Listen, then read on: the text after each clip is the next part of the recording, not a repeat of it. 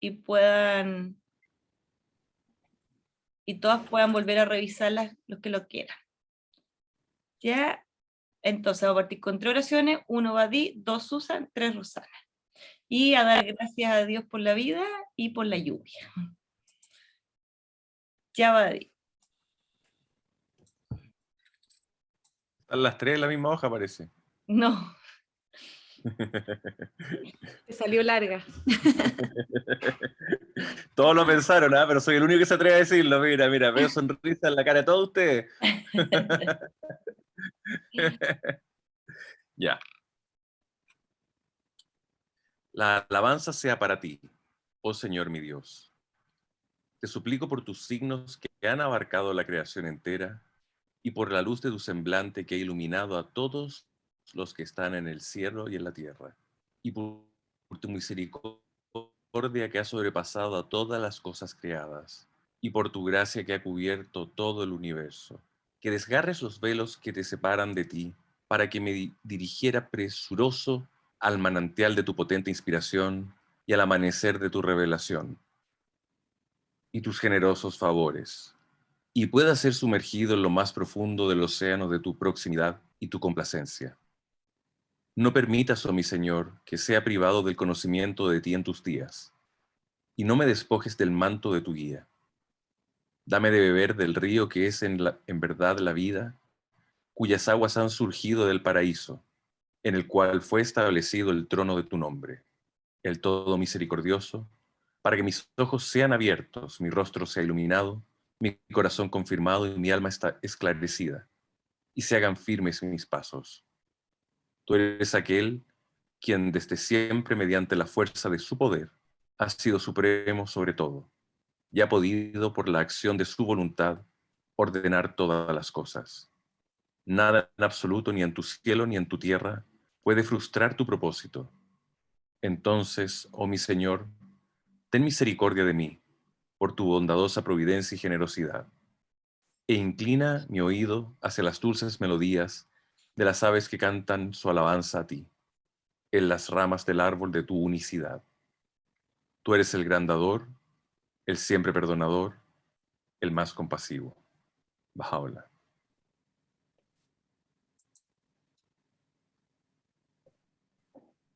Alabado seas tú, oh Señor mi Dios. Este es tu siervo que ha bebido de las manos de tu gracia el vino de tu tierna merced. He aprobado el sabor de tu amor en tus días. Yo te imploro por las encarnaciones de tus nombres, a quienes ninguna aflicción puede impedir que se regocijen en tu amor o que contemplen tu rostro, y a quienes todas las huestes de los negligentes son impotentes para apartarlos del sendero de tu agrado, que proporciones a tu siervo las cosas buenas que tú posees, y lo eleves a tales alturas que considere al mundo como una sombra que se desvanece más rápido que un abrir y cerrar de ojos. Protégelo también, oh mi Dios, por el poder de tu inmensurable majestad, de todo lo que tú detestas. Tú eres verdaderamente su Señor y el Señor de todos los mundos.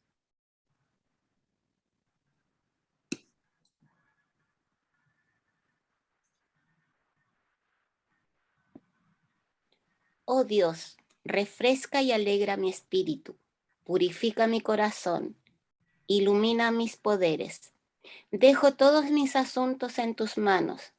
Tú eres mi guía y mi refugio. Ya no estaré triste ni afligido, seré un ser feliz y alegre. Oh Dios, ya no estaré lleno de ansiedades, ni dejaré que las aflicciones me atormenten, ni persistiré en las cosas desagradables de la vida. Oh Dios, tú eres más amigo mío que yo soy de mí mismo. A ti consagro, oh Señor. Abdul Baha. Muchas gracias. Ay, sí. Pancho.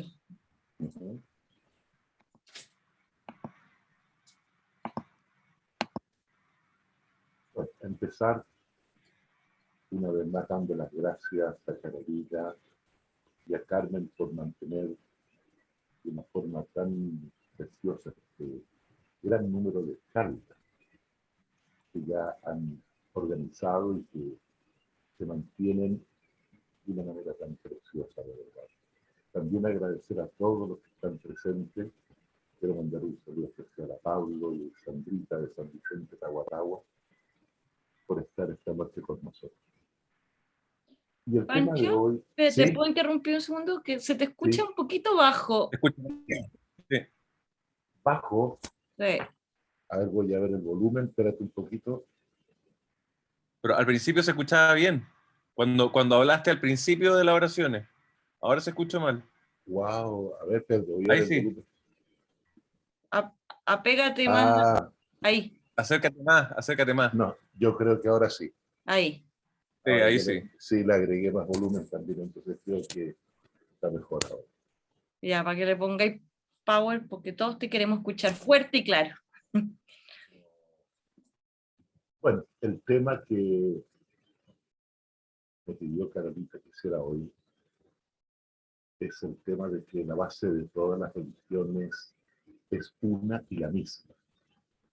Quisiera partir diciendo que la religión es una facultad racional del ser humano. La religión es inherente al hombre.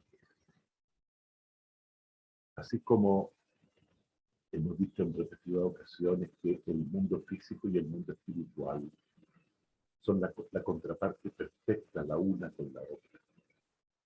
Nosotros tenemos que en el mundo físico... Pancho, ¿no será tu Sí. micrófono el que se te escucha bajo? Qué raro. ¿No será los audífonos? A ver. Ahora. ¿Cómo se escucha ahora? ¿Cómo escuchas mejor? No se te escucha a todo dar, pero... Es que no he hecho nada distinto otras veces, de verdad. Ahí, a ver, Ahí sí, pues, ahí. acércate más. Acércate más. Ese es el O, problema. o a lo mejor son los audífonos que lo tenéis conectados, si queréis lo sacáis. Vamos a ver, espérate un poquito. Perdona, ¿eh? No, pues la idea es que te escuchemos bien. ¿Y ahora se escucha bien o no? Ahí se te escucha mejor. Se escucha bueno. Bueno, como decía, la religión es una facultad racional del ser humano y vemos nosotros que en el mundo físico el sol se comunica permanentemente con toda la creación, en todo momento, con toda la creación, a través de los rayos. Se comunica con el mundo físico, el mundo de los animales, con la naturaleza. Es un permanente estado de comunicación del sol con la creación. Y en el mundo espiritual también existe una comunicación permanente entre el creador con toda su creación.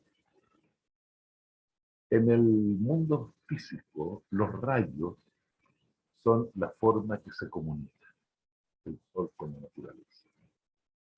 Y los rayos del sol nos manifiestan los atributos, los poderes del sol, fuerza, luz, energía, etc., pero no reflejan la esencia del sol, porque eso no es posible. Pero nosotros conocemos al sol a través de sus rayos. De la misma forma, Dios se comunica con el hombre, con toda su creación, por medio de la palabra, a través de sus mensajeros. Baha'u'lláh señala en forma clarísima que Dios es uno, la humanidad es una y la religión es una. Es decir, es una sola religión, eterna en el pasado, eterna en el futuro. Y que esta única religión se ha ido revelando progresivamente a la humanidad en distintos periodos de la historia, de acuerdo con la capacidad de entendimiento de los hombres en sus distintas etapas evolutivas. Por esta razón, la religión es inherente al ser humano Y cuando los arqueólogos, los científicos han descubierto antiguas civilizaciones, siempre se encuentran vestigios de la religión que aquellas culturas tuvieron en su época. Porque la religión es la expresión visible de una realidad espiritual. La espiritualidad del hombre se manifiesta externamente por medio de las acciones. Es decir, el mundo invisible del hombre, donde están los sentimientos y las facultades espirituales, se expresan y se hacen visibles a través de los hechos de los hombres. Por ejemplo, si un hombre interiormente es un ser profundamente espiritual, en el mundo físico, esta espiritualidad se manifiesta en la generosidad, en la solidaridad, etc. Todos son hechos materiales, como se expresa el mundo espiritual. Y lo que se presenta como las pruebas más claras y evidentes cuando se quiere demostrar la realidad de una religión, hay varios pilares fundamentales que se encuentran presentes en absolutamente todas las religiones. Diría que la primera es la revelación divina, es decir, el libro más sagrado. En el cristianismo tenemos los evangelios. En el Islam tenemos el Corán, libro sagrado que se escribió en una totalidad de 23 años y que fue escrito en hojas de palmera y en huesos de animales. Baha'u'lláh llamó al Corán el milagro literario.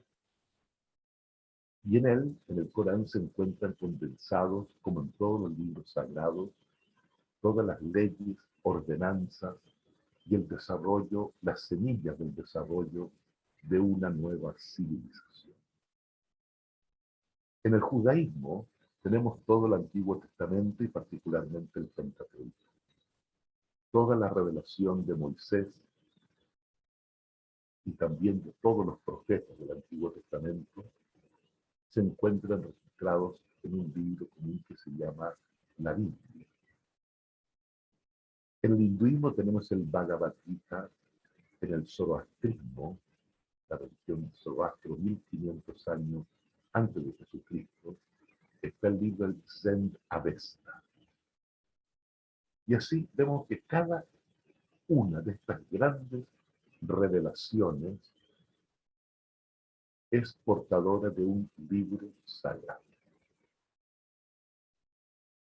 Y los libros sagrados, la palabra divina, son las verdades que se revelan al corazón de la manifestación por mediación del Espíritu Santo que hay dentro de él, de la manifestación. Verdades que expresa su lengua, conocimientos que aparecen envueltos en palabras, mediante sus declaraciones y explicaciones, son el más elevado y más grande don que desciende sobre los seres humanos y les ha otorgado todas las bondades que ha mostrado el ser humano, haciendo que se desvanezcan las tinieblas de la ignorancia y la superstición. Las palabras de Dios tienen clara preferencia y manifiesta grandeza por encima de las demás pruebas que se quieran dar, pruebas y argumentos. Por cuanto las palabras son signos imperecederos y cualquier persona puede llegar a ellos con mucha facilidad.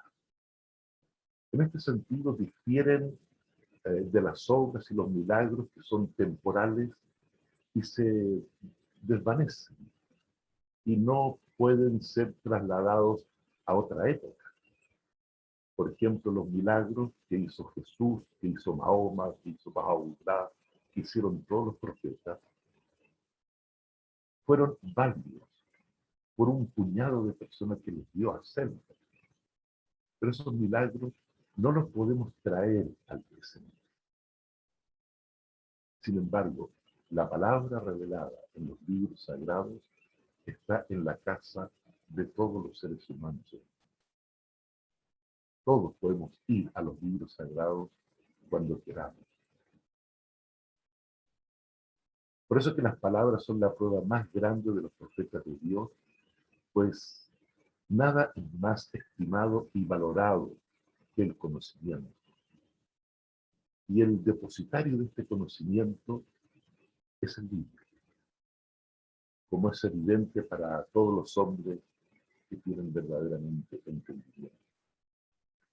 Mediante las palabras de Dios es como se llevan a la práctica los beneficios de la formación, educación, las normas se promulgan y se instituyen las leyes.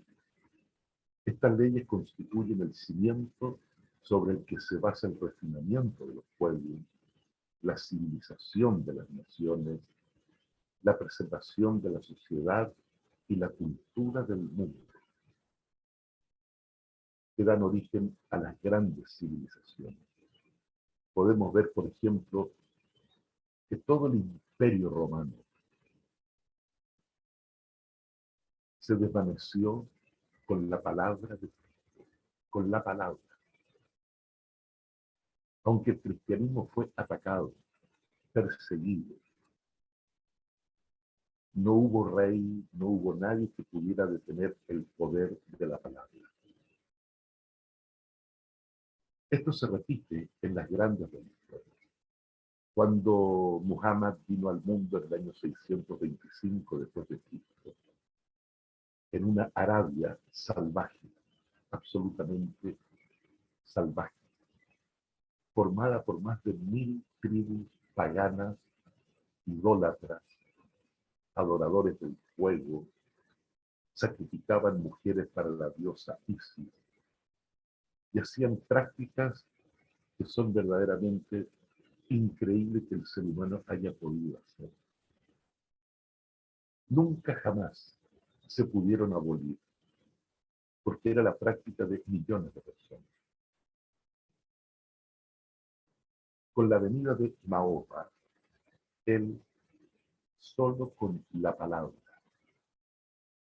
hizo que estas prácticas absolutamente inhumanas fueran desapareciendo.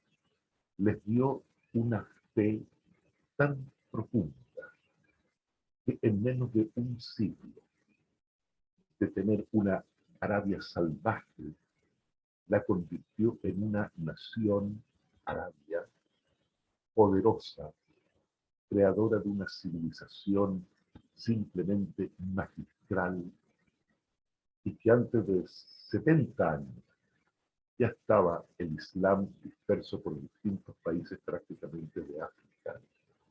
Y posteriormente, cuando llega a España, donde permanecen durante 800 años, comenzó una transformación de una España decadente, porque fue adquiriendo el conocimiento y la sabiduría del mundo árabe, inspirados en el Corán. Fue tan espectacular esa influencia de la palabra de Mahoma en el Islam, que por ejemplo cuando se establecieron en Córdoba, ciudad que Abdul-Bahá la bautizó con el nombre de la ciudad de las ciencias. Córdoba llegó a ser el centro de la cultura. Maravillosa, de verdad. Fíjense ustedes que ya en el siglo XII, Córdoba tenía 1 millón de habitantes. Hoy, después de 800 años, Córdoba tiene 350.000 habitantes. En aquella época tenían 1000 bibliotecas. Hoy hay 2. Porque en el Corán, uno de los versículos del Corán, Mahoma dice que más vale la sangre, más vale la tinta del erudito que la sangre del mártir. Dice, y para Alá, lo más amado de todo es el conocimiento. Y si para tener conocimiento debes caminar a China, camina a China. Es decir, elevó el conocimiento a un rango tan elevado que justifica lo que decía hace un momento, que el conocimiento es lo que el hombre ama profundamente. Y todo ese conocimiento revelado a través de palabras por medio de los profetas quedan registrados en los libros que después de 2020 años tenemos la palabra de Jesús en un libro en nuestra propia casa. Ese es el poder de la palabra. La palabra es la palabra creadora. A través de la palabra, Dios va recreando el mundo. Entonces, ¿qué valor puede tener un milagro cuando se compara con los evangelios, la Biblia o el Corán? Realmente pierden toda su importancia. Ya vamos a hablar un poquito más adelante del milagro. ¿Qué son los milagros? ¿Por qué existen los milagros? La palabra, dice Baha'u'lláh, la palabra revelada por Dios a través de los profetas, es siempre de acuerdo con la capacidad de entendimiento de los hombres en su época. Por ejemplo, si citamos de los evangelios, si quieren anotarlo, en San Juan 16, versículos 12, 13 y 25, Jesús dice, aún tengo muchas cosas que decir, pero por ahora no las podréis comprender. Pero cuando venga aquel, el Espíritu de la verdad, Él os guiará hacia toda la verdad, porque tomará de lo mío y os lo hará saber. Todas estas cosas, dice Jesús, las digo en parábolas, pero llegará el día que no hablaré en parábolas, hablaré claramente del Padre. Aunque sabemos que todas las religiones son exactamente igual de divinas, que todas proceden de la misma fuente, que es un mismo creador, sin embargo, se distinguen unas de otras por la intensidad de la revelación que cada uno trae y por la relativa potencia de luz que entregan en el mundo. El Corán, que se escribió durante 23 años, los evangelios, que se empezaron a escribir 100 años después de Cristo. 100 años después de Cristo.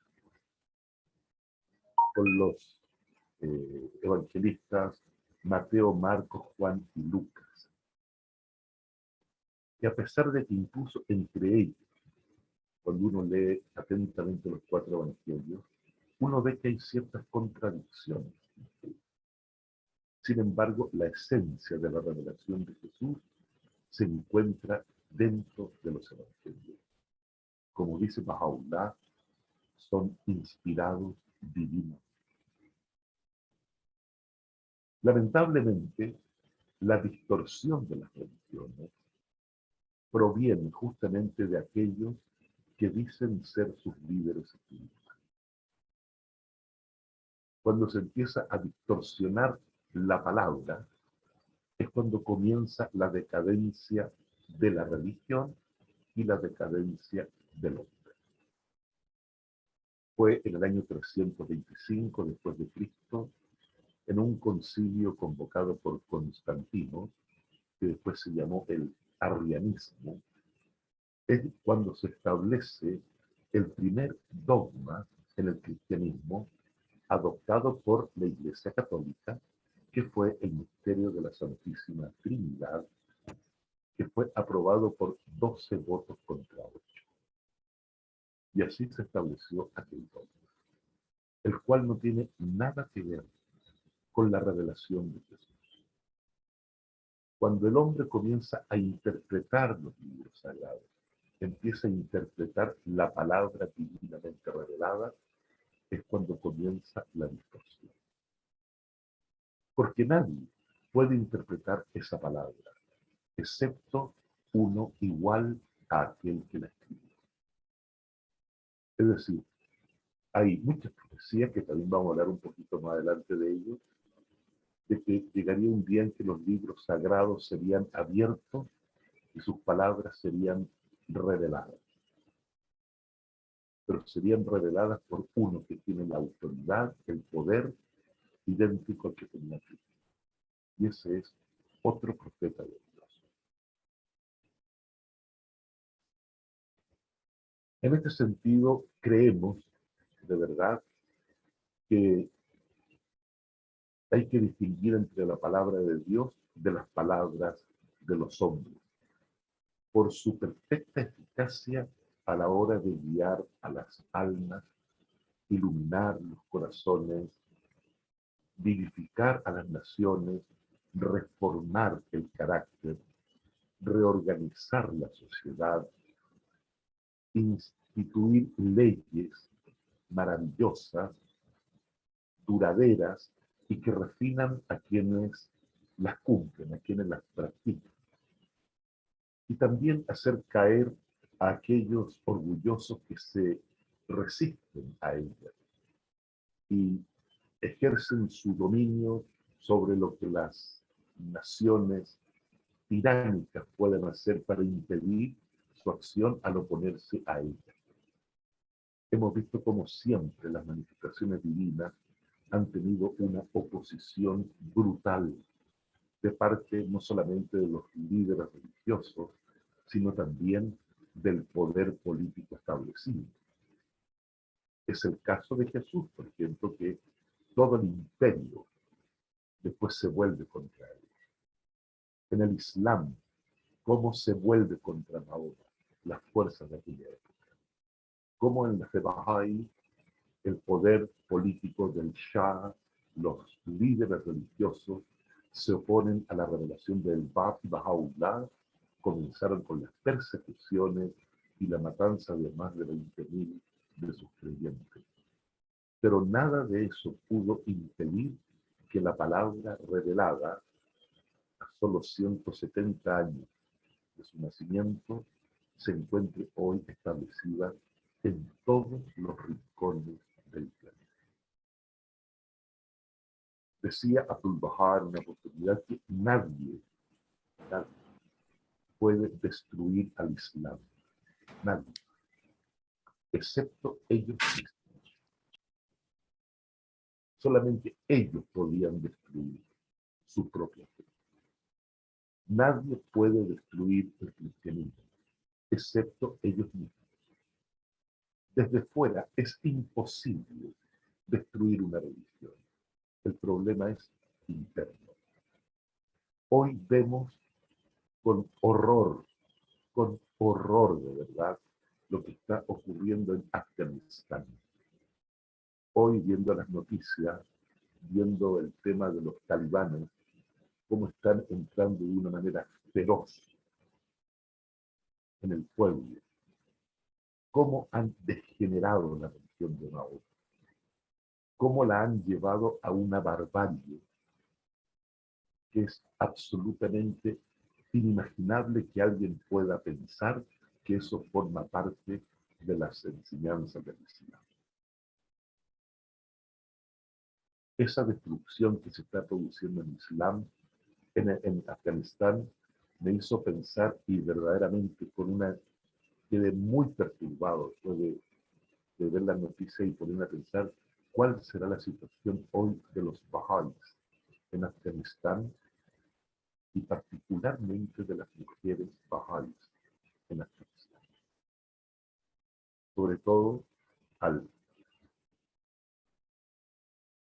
enseñar abiertamente el principio de la igualdad del hombre y la mujer. ¿Cómo estarán sufriendo en nombre de la religión? Qué terrible pensar que las peores guerras, los desastres más brutales que se han cometido en el mundo han sido en nombre de la religión. Es allí cuando cobran valor las palabras de Baha'u'lláh, cuando dice que cuando el hombre se desvía de la palabra revelada, el hombre se convierte en peor que una bestia. Y eso hoy lo estamos viendo. Cuando vemos hoy en el estado que se encuentra el mundo, tenemos que ver cuál es la situación religiosa de la humanidad. Cuando el hombre se aleja de esos valores espirituales, de esa palabra revelada, naturalmente que va a llegar inmediatamente un estado de opresión, de injusticia, porque el hombre es cuando se separa de los valores inherentes, que son los valores espirituales. En este sentido, la causa del odio y oposición, de una evidente enemistad y hostilidad hacia una nueva religión es muy clara para personas que realmente profundizan en el tema. Verdaderamente, la enfermedad que infecta y ataca a todas las religiones es la idea de sus respectivos seguidores, que consideran que su religión es la única verdadera. Pensar de esa manera lleva al hombre a un estado de fanatismo, por ignorancia, que le hace cometer los más grandes errores. Pero cuando vemos que la base de todas las religiones es una y la misma, que todas proceden de la misma fuente, que es un mismo creador, que todos ellos son portadores de un libro sagrado donde están depositados los conocimientos, las leyes que van a dirigir a la humanidad y llevar adelante una civilización en progreso continuo. Baha'u'lláh dice que Dios es absoluto, pero la religión es relativa. Eso indica justamente que la religión es un proceso dinámico de desarrollo, que es el motor por el medio del cual se desarrolla el hombre, la familia, la sociedad, la nación, la humanidad entera. Cuando se separa el hombre de estas verdades fundamentales, es cuando entra el mundo en una degradación que no tiene límite. De allí la necesidad de tiempo en tiempo que surja una nueva fe en los hombres, una fe que reivindica la verdad de todas las religiones, que se manifiesta como la continuidad, como otro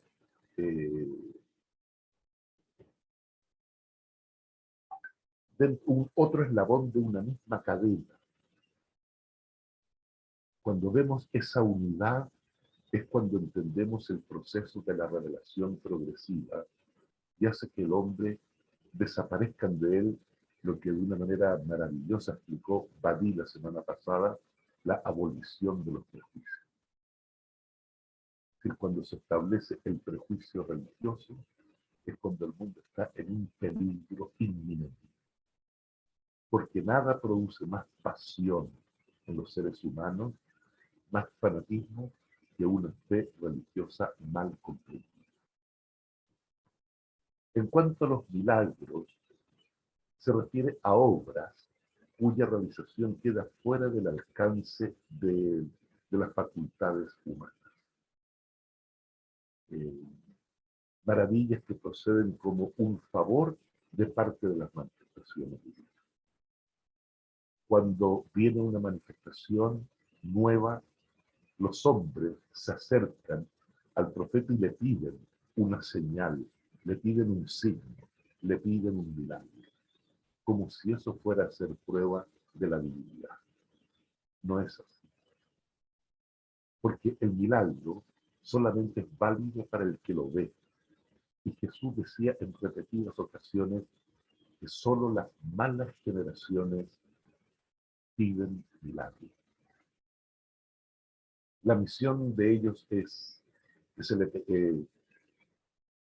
les pide que hagan milagros para demostrar la veracidad de su revelación, que demostrara la verdad de sus afirmaciones y la autenticidad de su pretensión de ser una manifestación divina. Los milagros y maravillas son, como decir, son pruebas secundarias y confirmatorias y no son argumentos esenciales y principales, de ninguna manera. Son una especie de apoyo secundario de la verdad de la manifestación y no señales primarias. Esta es la razón por la cual los profetas se han negado a mostrar tales signos, a basarse en ellos y a presentarlos como pruebas. De ninguna manera. Por ejemplo, ¿cómo podemos explicar los milagros que existen? En todas las religiones está presente el milagro. Jesús hizo milagros, Mahoma hizo milagros, Baha'u'lláh hizo milagros, todos hicieron milagros. ¿Cómo podemos entender este hecho que es sobrenatural para las capacidades humanas? Entendemos de que cada reino, mineral, vegetal, animal y hombre, tienen un limitado punto al cual pueden ascender. Hay un punto en el cual no pueden ir más allá. No pueden ir más allá. Por ejemplo, para mí, el celular, para mí es un milagro. Es impresionante, pero entiendo que para el ser humano no lo es. Porque el ser humano está dotado de capacidades, talentos, para hacer fenómenos como un celular, como el Zoom, como ir a la luna. Son todas cosas extraordinarias.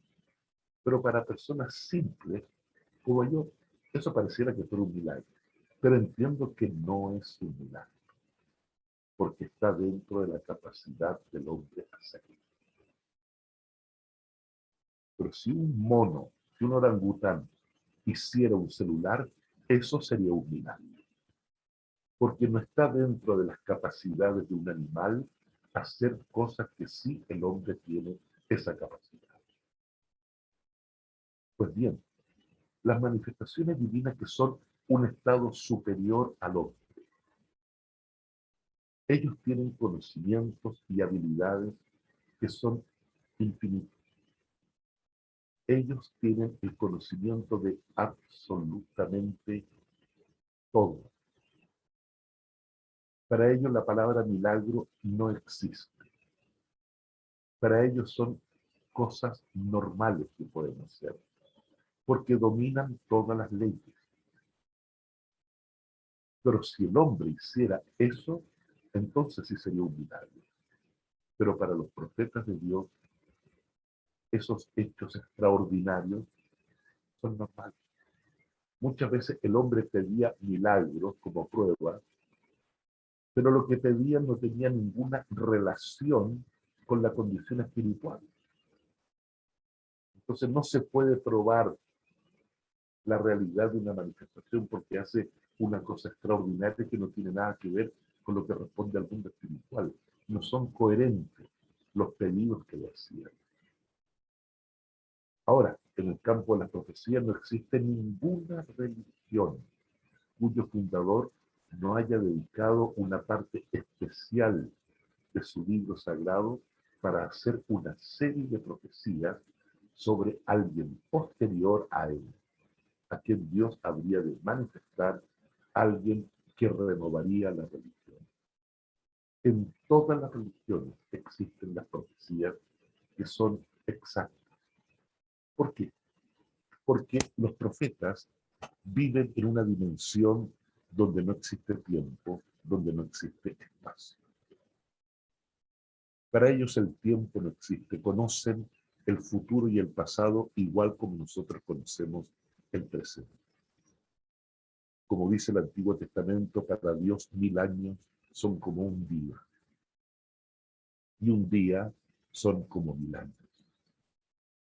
Ellos conocen exactamente los fenómenos, hechos que van a ocurrir. Por ejemplo, el hombre también es capaz de realizar y adelantarse a ciertos hechos. Ayer, escuchando las noticias, cuando daban las noticias, ya estaban dando los meteorólogos cómo va a estar el tiempo para el 18. Para el 18 de septiembre. Todavía no estamos en septiembre y ya sabemos qué va a pasar el 18 de septiembre en el campo de la meteorología. Entonces, cuando el meteorólogo dice, y a partir de mediodía, sobre la cordillera empezará a caer agua, y a las 4 de la tarde llegará al centro, y te lo dice con una exactitud fantástica. Cuando llega el 18, a mediodía empieza a llover allá arriba y más tarde empieza a llover aquí, uno se pregunta, ¿esa es una profecía? La respuesta es no. Eso se llama conocimiento superior. Ellos conocen las leyes de la meteorología. Ellos saben cosas que nosotros no sabemos. Entonces se pueden anticipar a hechos que van a ocurrir, que para un meteorólogo es absolutamente normal, pero para nosotros resulta un hecho extraordinario ver cómo se pueden anticipar a hechos que van a ocurrir con tanta precisión. De la misma manera, las profecías que dan los profetas es un conocimiento superior. Saben exactamente lo que va a ocurrir, por eso las anuncian. Y las anunciaban en un lenguaje muy poco entendible. Era un lenguaje simbólico. Y esos símbolos fueron interpretados posteriormente por la revelación siguiente. Es extraordinario, por ejemplo, ver cómo los escritos Bahá'ís van revelando las profecías del pasado con una lógica, con una perfección tan grande, porque ellos han revelado qué simbolizaban esas palabras. De la misma forma, Baha'u'lláh profetiza lo que va a ocurrir en el futuro. Y muchas de las profecías hechas por Baha'u'lláh ya se cumplieron absolutamente. La que, por ejemplo, entre el año 1870 y 1881, cuando Baha'u'lláh le escribe a los reyes y los gobernantes del mundo, a cada uno de ellos les anticipó lo que ocurriría a cada uno de ellos si era rechazada este llamado que él le hacía. Y se cumplió exactamente como él lo había anunciado. Así como ha anunciado todo el siglo XX lo que iba a ocurrir y lo que estamos viviendo hoy, es un hecho que para ellos era natural. Y nosotros cuando empezamos a ver cómo se van produciendo, es como vamos también entendiendo más profundamente el sentido de aquella profecía. Entonces, todas las religiones están basadas en una misma realidad, en una misma verdad, porque todas provienen de una fuente que es la misma. Por esta razón, hoy, personas que tienen profundidad, que tienen conocimiento, que tienen el don del entendimiento, pueden comprender la verdad de todas las grandes religiones como un proceso progresivo. Por eso, como Bahá'ís, somos cristianos, judíos, musulmanes, budistas, hinduistas, somos de todas, porque todas son una y la misma. La religión es eterna en el pasado, eterna en el futuro. Y según Baha'u'lláh, quienes son sabios comparan a la religión con el cuerpo de la humanidad. Así como el cuerpo del hombre necesita estar bien vestido, limpio y adornado, también el mundo de la humanidad se debe adornar con el manto de la religión, que es el manto de la justicia, de la honradez, de la lealtad, de la veracidad, etc. Y otros atributos. Esa es la forma en que el mundo se va renovando. Renueva sus vestiduras antiguas. Lo que fue válido en el pasado, hoy no es suficiente para el hombre de hoy. Por eso Jesús decía, no se puede echar vino nuevo en odres viejos. No se puede. Cuando una persona echa vino nuevo en estas botas de cuero antiguas, viejas, se rompe, porque ya está gastado, no tiene fuerza para recibir el poder de una nueva revelación. Por eso es necesaria la renovación. Por eso Bahá'u'lláh ha traído estas leyes, estos principios y estas verdades reveladas que nos hacen conocer a la religión como una sola y la misma. Ya, querida Carolita, dejamos tiempo para que haya pregunta o comentario, que sería muy bien. Gracias, Pancho. Muy clarito No sé todo. no sé si quedó claro la idea que quería transmitir, pero Sí, quedó esos clarísimo. son pilares fundamentales sobre los cuales se basan las verdaderas religiones. Me gustaría contar un pequeño cuento que se produce en Persia, por ahí por el año 600 de la era del Islam. Hubo en Persia, en la ciudad de Esfahan, un personaje fantástico, comparable al que tenemos en Occidente como Leonardo da Vinci. Este personaje persa se llamaba Ibn Sina, conocido en Occidente como Avicenna. Ibn Sina. Iglae, ¿lo entendiste, Iglae? Se escribe I-B-N, Sina. Entonces, este Ibn Solo que Sina, la primera palabra no asociaba con la que conozco. Gracias. vale. Ibn Sina, de ahí viene la palabra medicina. Él es el padre de la medicina. Él es el padre, Ibn Sina. Tanto es así que hasta el día de hoy en Francia, cuando se titula una persona como médico, el juramento se lo hacen a Ibn Sina. Hasta el día de hoy. Era un hombre tan sabio, tenía el conocimiento de la teología, de la filosofía, jurisprudencia, matemática, literatura, astronomía, o sea, todos los conocimientos que él tenía eran tan vastos, tan grandes, que tenía un gran amigo, un íntimo amigo, que creo que se llamaba Farid, y le dijo en una oportunidad a Ibn Sina, ¿por qué no dices que eres profeta? Como la gente te quiere y con todo lo que tú sabes, sin duda tú puedes fundar una nueva religión. Ibn Sina era tan sabio que dijo, si de algo me sirve mi sabiduría, es para saber exactamente que yo no soy un profeta. Y el amigo insistía siempre que dijera que era profeta, le ayudaría a traer nuevos adeptos.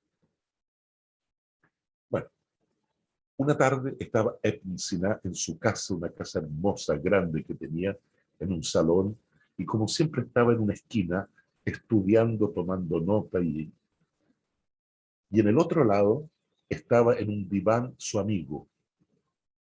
Era una tarde que hacía muchísimo frío, mucho frío. Entonces Ibn Sina lo llama y le dice, Farid, por favor, ¿me puedes traer agua? Claro, en aquella época, para tomar agua, uno tenía que salir afuera de la casa, ir a una noria y sacar agua de una noria. Era tanto el frío que hacía que Farid decide hacerse el dormido. Y Ibn Sina no le dio ninguna importancia. Pasó una hora y se levanta Ibn Sina, va donde su amigo y le dice, yo te voy a explicar ahora por qué yo no soy un profeta. Dice, mira, hace 600, 700 años atrás, vino en nuestra amada Arabia y trajo a nuestra amada Persia la religión del Islam. Es nuestro amado profeta Muhammad. Él nos dejó un libro, el Corán, con enseñanzas y sabiduría que han hecho una nación incomparable la nuestra. Nos ha hecho progresar en todas las ciencias, en las artes, en la medicina, etcétera, etcétera, etcétera. Nos trajo leyes, una de las cuales es que 5 veces al día, con frío o con calor, tenemos que dejar de hacer lo que estamos haciendo y hacer nuestra obligación, la oración, con abluciones, con etc. Desde entonces hasta hoy han habido millones de personas que han pasado por Arabia, declaradas musulmanas, que han observado esta ley como tú lo haces y como yo lo hago 5 veces al día, con frío o con calor. Dice, y tú, que eres mi mejor amigo, que vives conmigo, que dices que me amas como amigo, yo te pido un vaso de agua y tú te haces el dormido. ¿Puedo decir yo que soy un profeta?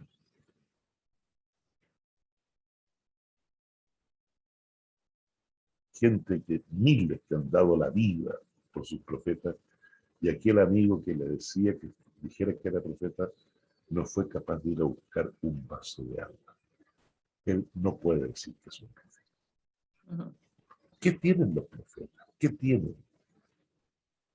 ¿Cuál es el poder que tienen? Bueno, es el poder del Espíritu Santo que está dentro de ellos, que les da el poder y todos los atributos que nosotros podamos imaginar absolutamente en su totalidad. Y su palabra es palabra creativa. Lo que ellos dicen, eso se hace. Baha'u'lláh dice que cualquier palabra que sea dicha por su boca, dice, en ese mismo instante, en los mundos espirituales, se crean los instrumentos que harán posible que en el mundo físico esto vaya a convertirse en una realidad. Son mundos contraparte el uno del otro. Ese es el poder que tienen las manifestaciones divinas, que el hombre no las tiene.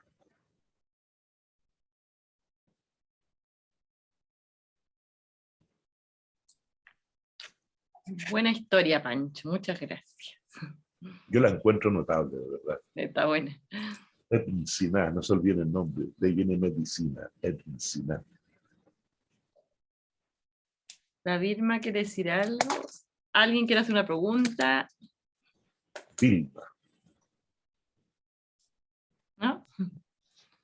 Muchas gracias, Pancho, muy lindo, realmente muy hermoso, pero no tengo ninguna pregunta. Muchas gracias. O tú hablas muy despacio, pero no te escuché absolutamente nada. Espérate un poquitito. Voy a poner esto. No, muchas gracias, Pancho, muy lindo. La historia me encantó, solamente eso estaba feliz, pero no, gracias, no tengo ninguna pregunta. Vale, muy bien. La Igla quiere decir algo. Hola, un gusto saludarlos a todos. Quiero agradecer y decirle que es un verdadero milagro que yo vine aquí hoy a escuchar esta presentación. Estuve toda la tarde, yo dicto una materia que se llama Psicología Médica en la universidad. Wow. Pero es la primera vez, entonces estoy estudiando mucho y estoy hace semanas buscando dónde puedo obtener las historias de Sina, solo que yo no sabía que se pronunciaba así. Ah, qué coincidencia, ¿no? Sí, y había encontrado un par de ellas en el libro de Psicoterapia Positiva de Dr. Pezeshkian, pero no sabía más. Y los chicos se quedaron después de la clase porque pues hablábamos sobre el poder de la palabra y me dicen es que no podemos quedar solo con esto, ¿qué podemos hacer? Dicen, ¿no? Entonces, bueno, estamos ahí a punto de crear unas clases extras porque ellos dicen abiertamente, los estudiantes de medicina, ellos dicen, nosotros estamos en un conflicto de conciencia y nosotros necesitamos más, necesitamos aperturar nuestra visión acerca de la ciencia. ¡Wow! Así que ha sido un regalo para mí escuchar tu presentación, porque está en palabras que no podría decir qué tan lindas. Muchas gracias, Pancho. Gracias. ¿De dónde eres tú? Por eso, yo vivo en Tarija, en Bolivia. Por eso me tomé nota de cada cosa que dijiste. ¡Wow! Y queda grabado por si acaso en YouTube. Y te voy a mandar por el chat, te voy a mandar el link de, o sea, ¿cómo se llama el YouTube? Para que mañana la puedas buscar y así repetirla todas las veces que quieras. Así que ese es uno de los milagros, porque hoy aquí contamos cada día hay milagros, ¿no? Ya estamos hasta cansados de contar los milagros, pero ese es uno más. Gracias. Tú sabes, Iglai, que Ibn Sina fue el creador de lo que él llamaba en Persia, en Esfahán, Maristán. Maristán son centros médicos. Y él enseñaba medicina en este Maristán. Entonces la gente antes, cuando hacían viajes muy largos, cruzaban desiertos para llegar a Esfahán, que se le llamaba la capital del mundo, a Esfahán. Entonces recorrían ellos muchas distancias y llegaban ellos a esto que llamamos caravanserai, ¿verdad? ¿Tú sabes de dónde viene la palabra hospital? De hospitalidad. La palabra hotel, hostal, vienen todo de hospitalidad. Entonces la gente paraba en estos lugares, en estos caravanserai, que eran hospitales, pero no en el sentido que los conocemos nosotros en Occidente. Iban allí para recuperarse, para descansar, y allí nace una bebida persa que se llamaba sharbat. Y ahí ellos se quedaban 3, 4, 5 días descansando, los camellos se reponían y continuaban viaje. Y allí muchos estudiantes que venían iban al Maristán de Ibn Sina. Entonces hay una historia de Ibn Sina, ya que te la voy a contar porque creo que te puede servir mucho. Encantadísima. Se dice que Ibn Sina fue el primer psicólogo en la humanidad. Primer psicólogo. Resulta que estaba una vez Ibn Sina en su casa y llega uno de los empleados que tenía en el hospital, en el Maristán. Y dice que hay un joven que está bastante trastornado. Dice, ¿y por qué? Dice, porque no come, no habla, está como en un estado de dolor. ¿Lo tienes allí la historia? Lo acabo de contar a los estudiantes, por eso te digo, vaya milagro. ¡Wow! Era la única que tenía. ¡Wow! Pero voy a contarle ya que la empecé para que la conozcan las demás. Claro. Entonces él pide que lo llamen, pero que averigüen de qué parte es, de qué ciudad, que le dijeron una calle importante, comida típica del lugar, flores, o sea, todo lo que tenga relación con esa ciudad. Y van donde este joven, que no recuerdo su nombre, y lo manda a llamar Ibn Sina. Ibn Sina lo recibe y le dice, qué gusto de conocerte, ¿de dónde eres? Le dice. Ya le habían dicho todo a él. Dice, vengo de Shiraz.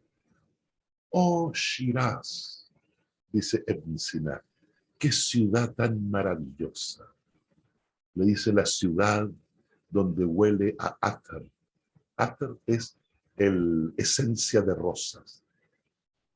Yo cada vez que viene alguien de Shiraz le pido que me traiga porque amo esa ciudad. Y el joven empezó a sentirse mucho mejor. Dice, ¿y por qué estás acá? Dice, bueno, porque vengo a estudiar medicina. Y me imagino que tendrás novia. Sí. ¿Cómo se llama? Moshte. Moshte. Qué feliz debe estar Moshte, dice, de tener un novio. que es capaz de separarse de ella para poder estudiar y después darle una vida que ella se merezca. Claro, este joven enamorado, perdido, no soportaba estar separado de ella. Y cuando escucha esto de Ibn Sina, que su novia Moshe debe estar feliz, porque él ha venido a estudiar para darle una buena vida. Cuando le habla de los platos preferidos, le habla del poló que comen en Shiraz, de la calle Shahersad, la calle principal de Shiraz, este joven comenzó a recuperar el color, se puso feliz y en una hora se recuperó totalmente. Lo que él tenía era una tremenda depresión, que es la primera noticia que se tiene históricamente de una depresión tratada por un psicólogo de una manera tan sabia como lo hizo Ibn Sina. Ahí este joven se quedó allí, estudió medicina y fue uno de los que acompañó a Ibn Sina por la noche a una morgue donde habían cuerpos muertos y al igual que Leonardo da Vinci, por la noche iba, abría los cuerpos y estudiaba los órganos que habían dentro del cuerpo. Así fue como comenzó a conocer profundamente el cuerpo humano, yendo a la morgue y abriendo el cuerpo, que fue exactamente lo que hizo en el 1500 y tanto en Florencia, nuestro amadísimo, maravilloso Leonardo da Vinci. Son dos personajes de la historia fantástica.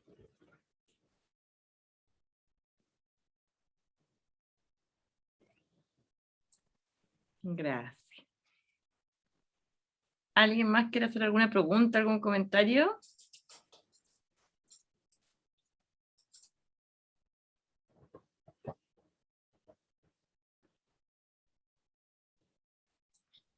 Bueno, Pancho, te pasaste, gracias. Un aplauso para Pancho. Para los que quieran volver a escucharlo, va a quedar en YouTube, en Harmony Mente Corazón, ahí están todas las charlas de Badí, de la Claudita, de Pancho, arriba para que las puedan ver una y otra vez. Muchísimas gracias, muchísimas gracias. Gracias, Pancho, gracias a ti. Gracias por tanta sabiduría. Ahora pasamos para la María del Carmen. Gracias, Panchito, por la charla. Muy entretenida, mucha historia, así que alucinante. Y ahora los quiero invitar a la meditación, una meditación de unos 10 minutitos para cerrar. Y les recuerdo que después de la meditación pueden salirse del Zoom y el Zoom se corta, ¿ya? Así que es el momento para despedirnos y yo los voy a dejar con la meditación, así que si quieren recostarse, apagar sus cámaras, relajarse unos 10 minutitos con una meditación guiada. Así que están todos invitados. Muchas gracias y nos vemos el próximo martes, que ahí la Claudia nos va a dar otra ley Bahá'í, sí, otro principio Bahá'í para seguir estudiando. ¿Ya? Así que dale, Carmen. Gracias. Besitos a todos y les dejo la meditación. Carola, dime porfa si se comparte. ¿Ya? ¿Está? Sí. Ya, perfecto. Ponle máximo volumen.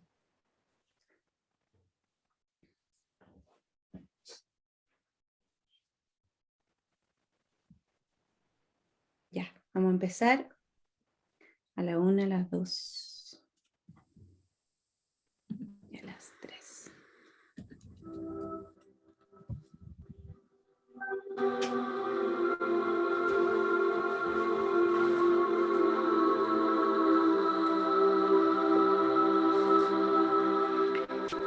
Les pido que cierren sus ojos y se concentren en su respiración. Van a inspirar y exhalar por la nariz.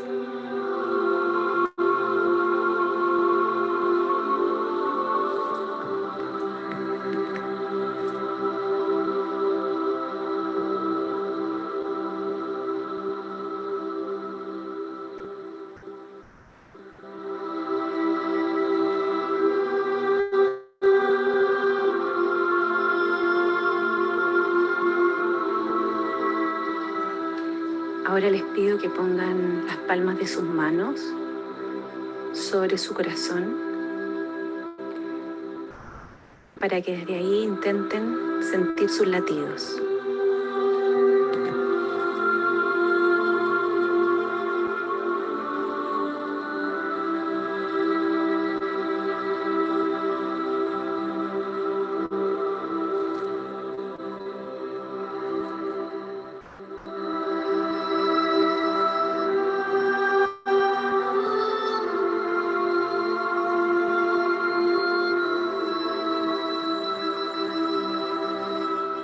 Nuestro corazón es un órgano que se puede escuchar y sentir al tocarlo. Es el órgano del cuerpo que nos avisa cada situación, nos muestra los miedos, nos muestra el nerviosismo, también la alegría, la tristeza, la agitación. Y además de todo eso, es el órgano que te hace sentir amor.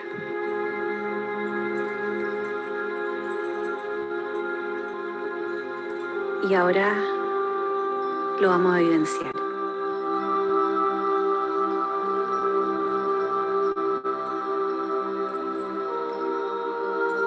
Piensa en una situación o lugar o persona o algún animalito, alguien o algo que te haga encender tu corazón.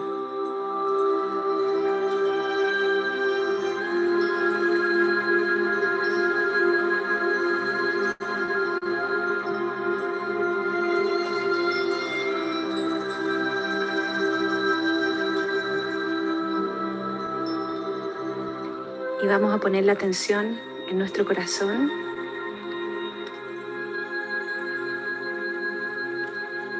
para sentir lo que nos produce el encender nuestro corazón.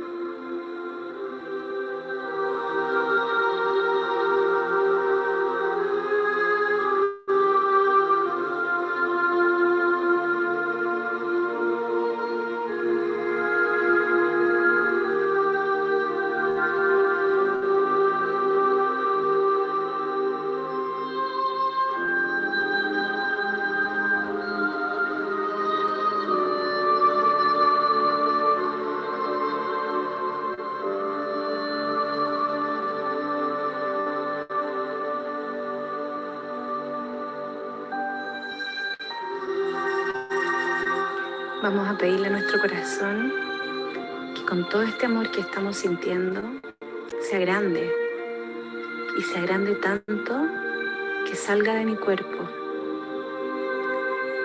para que rodee todo mi ser.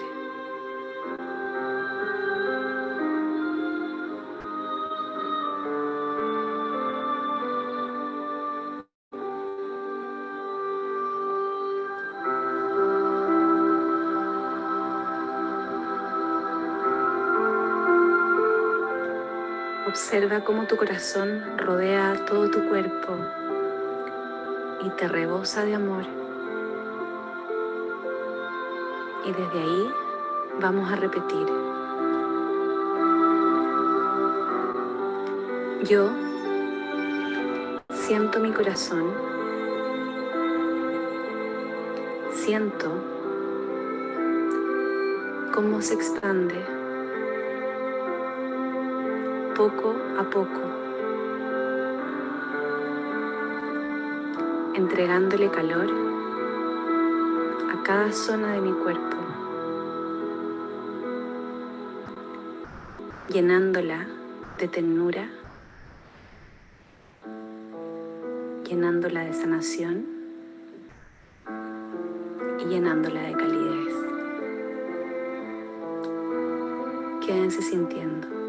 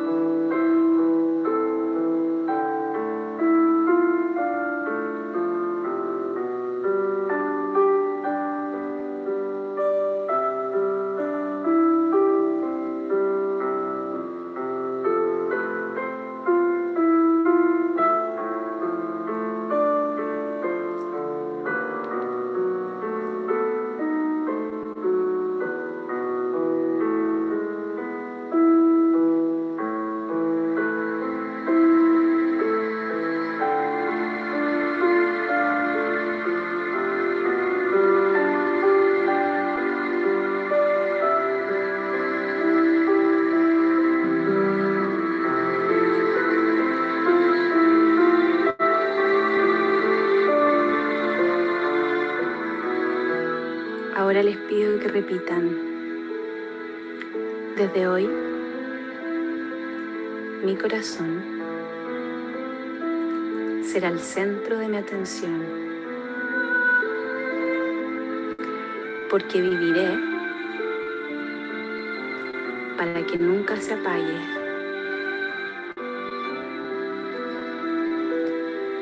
Porque desde ese lugar es donde yo puedo vivir y amar.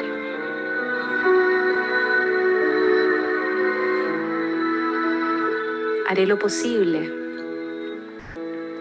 para vivir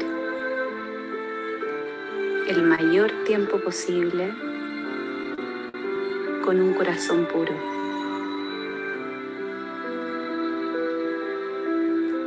Y cuando algo me atormente,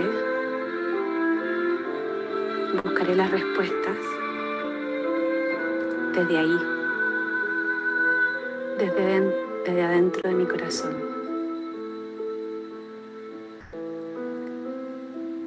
Porque todo lo que sale de ahí es amor y comprensión. Desde ese lugar nos quedamos amando.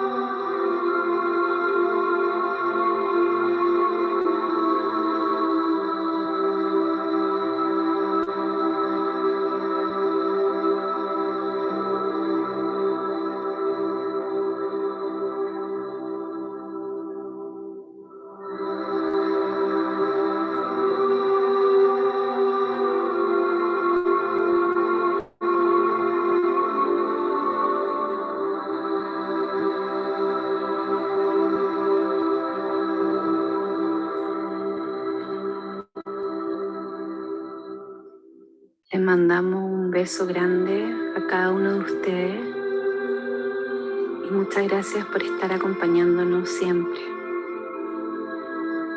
Que tengan una linda noche con el corazón llenito de amor. Buenas noches a todos.